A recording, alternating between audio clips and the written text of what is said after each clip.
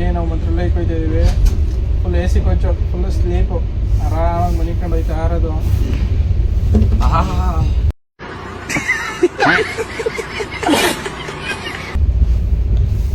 AC coach ಹೆಂಗಿರ್ತದೆ, full ಆರಾಮ್ guys. ನಾವು ಈ ಕಡೆಯಿಂದ AC ಕೋಚಲ್ಲಿ ಇದ್ದೀವಿ, ಆ ಕಡೆಯಿಂದ ಜನರಲಲ್ಲಿ, ಈ ಕಡೆಯಿಂದ ಏನೋ ಆರಾಮಾಗಿ ಮನಿಕೊಂಡು ನೋಡಿದ್ದೀವಿ. ಆ ಕಡೆಯಿಂದ ಹೆಂಗೆ ಬರೋದಂತ ಒಂಚೂರು ಗೊತ್ತಿಲ್ಲ ಗೈಸ್. ಆ ಕಡೆಯಿಂದ ಏನಾಯ್ತದೆ ಅಂತ ಫುಲ್ ವಿಡಿಯೋ ಲಾಗ್ ಮಾಡಾಕ್ತೀನಿ ನೋಡಿ ಗೈಸ್.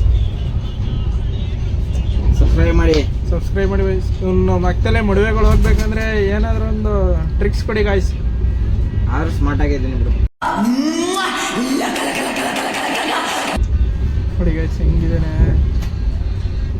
ಹುಡುಗಿ, ಮಾತ್ರ ಪಟಾಯಿಸಾಕ್ಬಿಡೋನ್ ಗೈಸ್. ಇವನು ನೋಡಕ್ಕೆ ಹಿಂಗವನೆ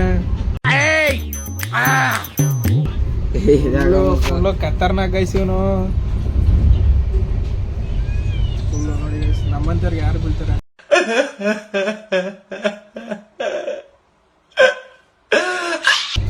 ಇವನ್ಗಾದ್ರೆ ಒಂದ್ 2-3 ಜನ ಬೀಳ್ತಾ ಇರ್ತಾರೆ guys. A few moments later. ಮಧ್ಯಾಹ್ನ 1:45 ಪಾಂಡವಪುರ ಬಿಟ್ಟಿದ್ದು.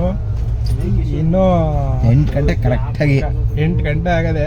150 ಕಿಲೋಮೀಟರ್ ಇನ್ನು 150 ಅಲ್ಲ, ಇನ್ನು 200 ಕಿಲೋಮೀಟ್ರು. 200 ಕಿಲೋಮೀಟ್ರು.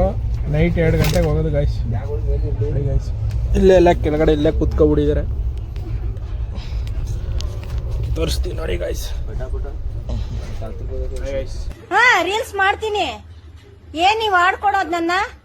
ಏನ್ ಬಿಟ್ಟಿಯಾಗಿ ಏನ್ ಕುಂತಿಲ್ವಲ್ಲ ನಾನು?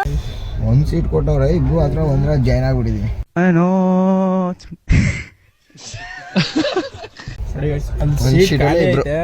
ಇನ್ನೊಂದ್ ಕಲೆ ಐತೆ, ಅದ್ರ ಜೊತೆಗೆ ಎಂತ ದೋಸ್ತಿ ಗಾಯ್ಸ್. ನನ್ಕಿಂತ 3 ವರ್ಷ ಚಿಕ್ಕವನು, ಆದ್ರೂ ಚೈಲ್ಡ್ ಸವಸ ಮಾಡ್ಬಿಟ್ಟೆ ಗೈಸ್.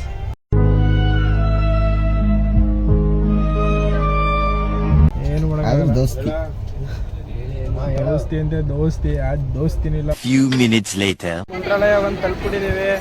ನಾನು ಫ್ರೆಂಡು ನೋಡಿ ಮಂತ್ರಾಲಯ ಹೆಂಗೈತೆ ನೋಡ್ಕೊಳ್ಳಿ ಗಾಯ್ಸ್.